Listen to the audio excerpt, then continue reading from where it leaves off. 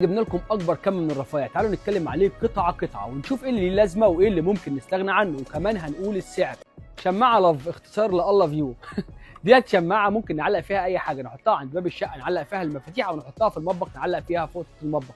حاجه سعرها بسيط جدا لكن ممكن تكون مهم، سعرها 20 جنيه بس. كده معانا قطاعات البيتزا نازله بثلاث مستويات، اول حاجه مستوى رديء وهي اللي في ايديا ديت، ودي عامله 25 جنيه، وبعد كده مستوى متوسط ودي عامله 50 جنيه، اما البلاتينيوم اللوكس او دي عامله 75 جنيه. اما سدادة البانيو ديت من الحاجات اللي انا ما بنصحش بيها، لان هي مع الوقت لونها بيتغير، زائد ان دلوقتي بقت كل البانيوهات بتنزل بسداده اوتوماتيك. اما طقم الفرش ده من الحاجات المهمه جدا، لان انت بتنضفي بيه البوتاجاز والحاجات اللي مستخبيه، وثمنه هو 22 جنيه ونص.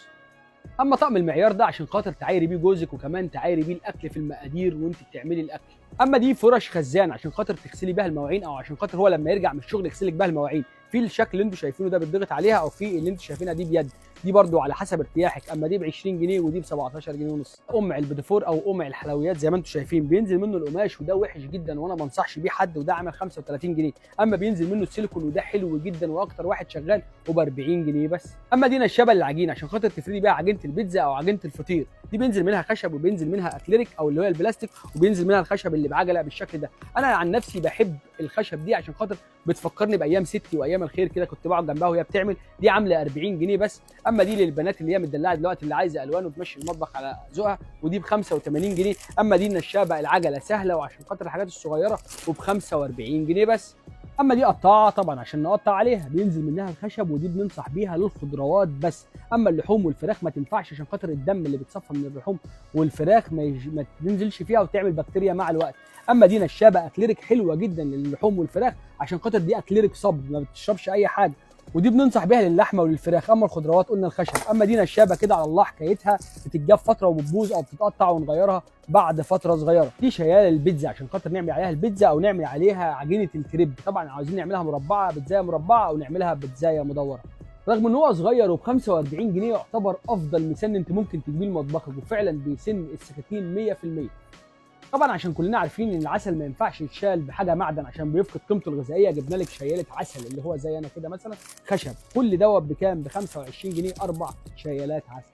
شياله الحلويات بينزل منها الاستانلس وبينزل منها الاستانلس وبينزل منها السيليكون. السيليكون عشان لو هنشيل الحاجات اللي في الحاجات الجرانيت فما تبص. اما الاستانلس دي تعبانه خالص وعلى الله حكايتها ب 30 جنيه وملهاش لازمه اصلا. السيليكون دي عامله 35 جنيه، اما الاستانلس اللوكس دي برده عامله 35 جنيه. ده مضرب النسكافيه، طبعا في منه اللي هو بالشحن العادي وفي منه اللي هو بالحجاره القلم. ده في عيب ان احنا لازم نجيب له حجاره تكون قويه جدا عشان خاطر يبقى شغال حلو. اما اللي بالشحن ده شغال وكل الناس بتطلبه، ده عامل 150 جنيه، اما ده عامل 25 جنيه بس.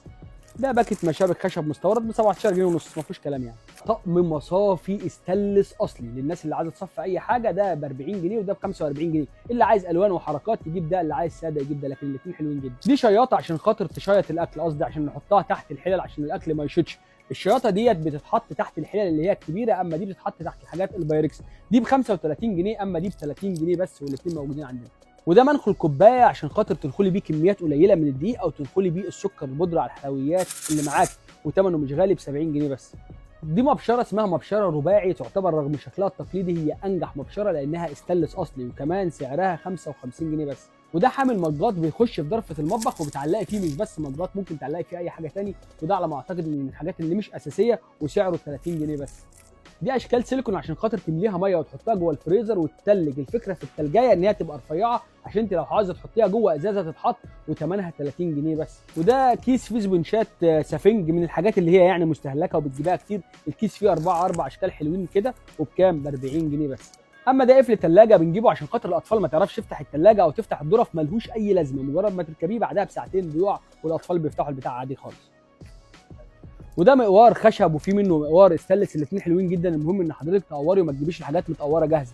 ده بكام؟ ده ب 10 جنيه، اما ده ب 35 جنيه. ده حبل للغسيل بيتحط في البلكونه، ده بتجيبي للبلكونه حبلين من دولت بيقضوا البلكونه، وده حلو جدا لانه واير معدن وعليه متجلفم في بلاستيك، فبالتالي بيبقى حلو جدا وعمره طويل. عصاره ليمون من انجح الحاجات اللي موجوده وبثمنها 30 جنيه بس، والفكره ان هي بتعصر بجد مش اي كلام. باكت معالق بتاع درج عشان خاطر الناس اللي مش عايزه تستخدم شنطه المعالق او اللي مش هتجيب شنطه معالق. الباكت ده عامل 295، ده استانلس كروم اما ده استانلس اصلي. اما دي مجموعه من الشاليموهات للناس التافهه. ده ما شاليمو بلاستيك عشان خاطر لما تعملي عصير بالليل الاستاذ يقعد يشرب بالشاليمو. ده بلاستيك وده ثمنه 30 جنيه المجموعه دي كلها. اما ده استانلس عادي خالص، وفي البتاع اللي بتنضفه الفرشه اللي بتنضفه ده ثمنهم 20 جنيه. اما ده مذهب عشان لو هتاكلي حمص الشام تشربي وفي نفس الوقت في معلقه تشيلي الحمصايه، وده عامل 60 جنيه بس. الحاجات اللي ما بنستغناش عنها وهي فرشه سيليكون عشان خاطر نحطها جوه الازازه ونغسل الازازه من جوه، او الكوبايات اللي ايدينا ما بتعرفش تخش جواها، او البرطمانات، وثمنها مش غالي وثمنها 17 جنيه ونص بس. قشره سمك تقريبا من الحاجات اللي ملهاش لازمه عشان بقينا كلنا نجيب سمك متقشر جاهز، وكمان بنجيبه متنضف كمان جاهز، وثمنها مش غالي، ثمنها 25 جنيه بس. عايز اقول لكم ان مساحه المرايه دي اختراع فعلا، لانها مش مساحه مرايه بس، دي ثمنها 30 جنيه. الفكره ان انتوا بتلموا بيها الميه اللي على الرخامه او الميه اللي في اي مكان انتوا مش عارفين توصلوا له، وكمان بتمسح المرايه بشكل ممتاز.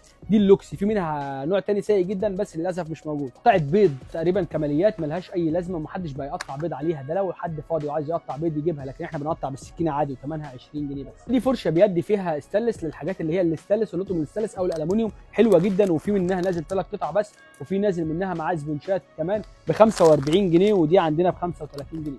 ب 12 جنيه ونص بس فكره حلوه جدا وبتسهل علينا الامور، وكمان بتنظف الرخام. دي بنحطها كده عشان نحط عليها التوزيع اللي بنقلب بيه الحلل وما يبهدلش الدنيا. ودي كمان مجموعه من المضارب، طبعا كلهم كويسين. ده سيليكون وده استانلس، وده استانلس مذهب للناس اللي بتحب الاشكال، وده بلاستيك معالج. تقريبا الاكتر واحد فيهم عمره قصير هو البلاستيك السيليكون ده، لانه بيتخلع بعد فتره، بس يعني مش وحش قوي يعني. وكل واحد فيهم يعني ده ب 30 والذهبي ده ب 75 والرخيص ده ب 20 جنيه بس. الجاروف ده حلو قوي، ممكن ننضف بيه الحروف بتاعت الشبابيك، وكمان ممكن ننضف بيه العربيات او الخبايا اللي في الركن او غيرها ما بنوصلهاش، وسعره مش غالي يعني. ده ب 25 جنيه وده ب 30 جنيه. عشان ده بحر كبير من الرفايع غطسنا فيه شويه وقلنا لكم بعض الحاجات. اتمنى ان انتم في التعليقات تقولوا لي اكتر رفاعيايه ليها لازمه واكتر رفاعيايه ملهاش لازمه، واستنونا هنعمل جزء تاني مهم جدا لبقيه الرفايع هنتكلم عنها بالتفاصيل. سلام.